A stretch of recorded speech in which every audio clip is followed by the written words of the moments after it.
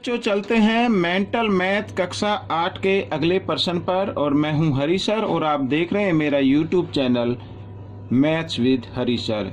बच्चों ये मैंने स्पेशल हिंदी मीडियम के बच्चों के लिए बनाया है जो हिंदी मीडियम सेक्शन में पढ़ते हैं या हिंदी मीडियम स्कूल में पढ़ते हैं। ठीक है, आइए अगला क्वेश्चन क्या कहता है इसको पढ़ लेते हैं। अब हम करने वाले हैं प्रश्न नंबर 21। देखो लिखा है, एक समबाहुभुज के विकर्णों की संख्या 27 हो तो समबाहुभुज की भुजाओं की संख्या बताना। ठीक है, इसमें विकर्णों की संख्या दी हुई है और भुजाओं की संख्या बतानी है।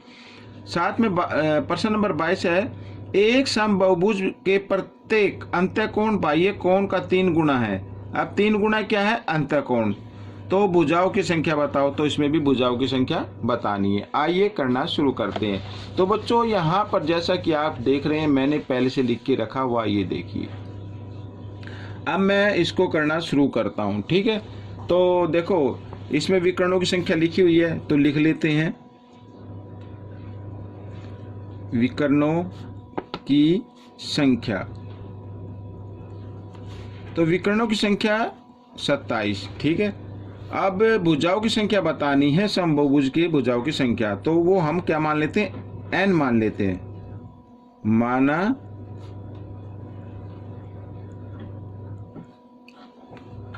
समबाहुभुज की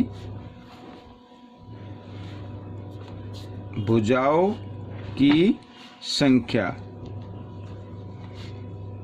बराबर n। ठीक है, ये मान लेते हैं। अच्छा, विकर्णों की संख्या अगर ज्ञात करनी हो तो भुजाएं अगर हमारी n है तो विकर्णों की संख्या ज्ञात करनी हो तो फॉर्मूला कैसे लिखेंगे? देखिए, n घटा 3 बटे 2 और बड़ा। ठीक है, इससे क्या निकलती है? विकर्णों की संख्या निकलती है। लेकिन दिया हुआ कितना है? 27। तो हम इस प्रश्न को कुछ इस तरीके से करेंगे हल। ठीक है, अब आपको क्या करना है? n को n से गुना कर देना है तो n की घात 2 हो जाएगा। फिर n को 3 से गुना कर देना तो घटा 3n हो जाएगा। अब ये जो 2 है इधर भाग में, इसको बराबर के निशान से इधर ले आएंगे, इधर आकर ये गुणा में हो जाएगा तो 27 दूनी 54 हो जाता है। ठीक है, इस तरीके से। आइए इधर मैं लिख लेता हूँ, n की 2 घटा 3n और 54 को मैं इधर ले आता हूँ तो घटा 54 हो जाता है। ठीक है, इस तरीके से। अब ये हमारी एक इक्वेशन बन गई बच्चों यहाँ पर।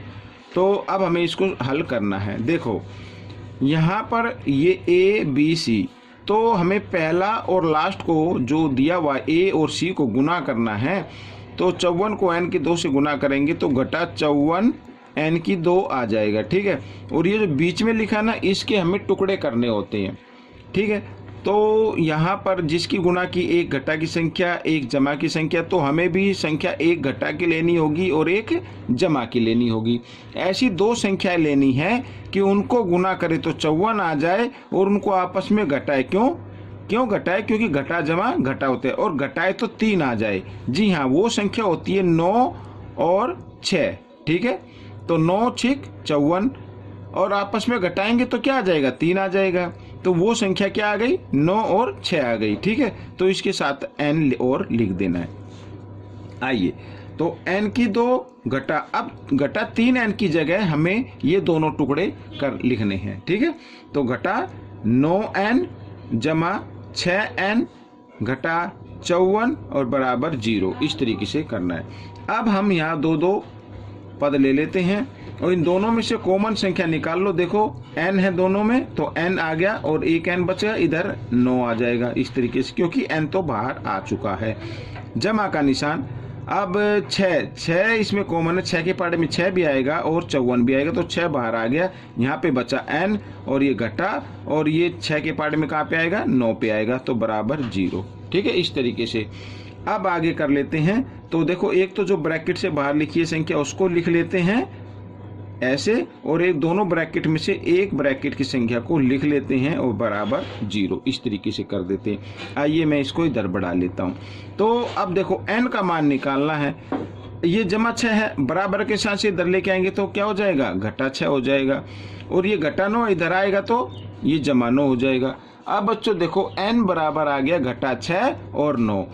अब बहुभुज की संख्या हमें ज्ञात करनी थी, जो n लिया हुआ था यहाँ पर आप देख रहे हैं, लेकिन बहुभुज की संख्या घटा में तो हो नहीं सकती, तो इसलिए ये आंसर को हम रिजेक्ट कर देते हैं। तो बहुभुज की संख्या कितनी हो जाएंगी? 9, क्योंकि ये जमा का है। ठीक है, तो यहाँ पर लिखेंगे सम, और लिख लेता हूँ। सम का मतलब होता है उसकी भुजाएं सभी बराबर हैं। ठीक है, सम बहुभुज की भुजाओं की संख्या बराबर 9। इस तरीके से ये मैंने लिख लिया। ठीक है, ये क्वेश्चन हो गया। अब हम करेंगे अगला प्रश्न। ये देखिए प्रश्न नंबर 22। अब ये भी बहुत आसान है। यहाँ पर देखिए, एक सम बहुभुज में प्रत्येक अंतःकोण बाह्य कोण का 3 गुना है, तो भुजाओं की संख्या बताओ।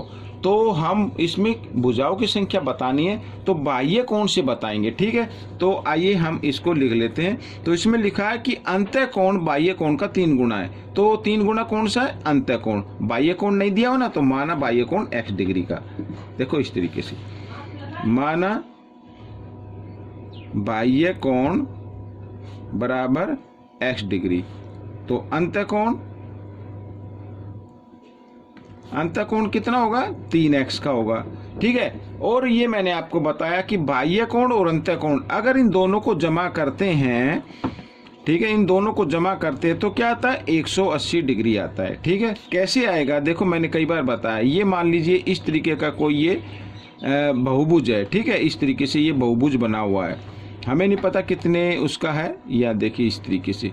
तो यहाँ पर ये देखिए, ये तो हो गया अंतःकोण और ये हो गया इधर, अगर इसको बढ़ा दे तो बाह्य कोण। तो दोनों का ये एक लाइन होती है 180 डिग्री की, तो इन दोनों का योग क्या होगा? 180 डिग्री। तो अंतःकोण और बाह्य कोण इसी प्रकार। ठीक है, इन्हें हम लिख देंगे रेखीय युग्म। अब देखो 3x और 1x 4x बराबर 180। ठीक है, x का मान निकाल लीजिए 180। 4 इधर किस में? गुणा में, इधर आकर ये भाग में आ जाए। 4 से इसको काट दिया, 4 चौक 16, 4 पंजे 20, तो x बराबर आ गया 45 डिग्री। ठीक है, ये आ गया। अब हमें क्या निकालना है? बहुभुज की संख्या निकालनी है। अब बच्चों देखो, यहाँ पे मैं लिख लेता हूँ पहले, बहुभुज की भुजाओं की संख्या, बहुभुज की संख्या नहीं, बहुभुज की भुजाओं की संख्या निकालनी है। ये ऐसे। ठीक है, सम और लिख लेते हैं। तो बराबर यहाँ पर, तो बच्चों सबसे ऊपर क्या आएगा कि बाह्य कोणों का योग। ये क्या है? ये x क्या था? देखो बाह्य कोण था, तो बाह्य कोण हमारा आ गया है। ठीक है, तो बाह्य कोणों का योग, कोई भी बहुभुज हो, सम बहुभुज हो या विषम बहुभुज हो, तो सभी बाह्य कोणों का योग कितना होता है? 360 डिग्री होता है, और बटे एक बाह्य कोण। ठीक है, ये 45, ये मैंने लिख दिया। तो इसको क्या कर देते हैं?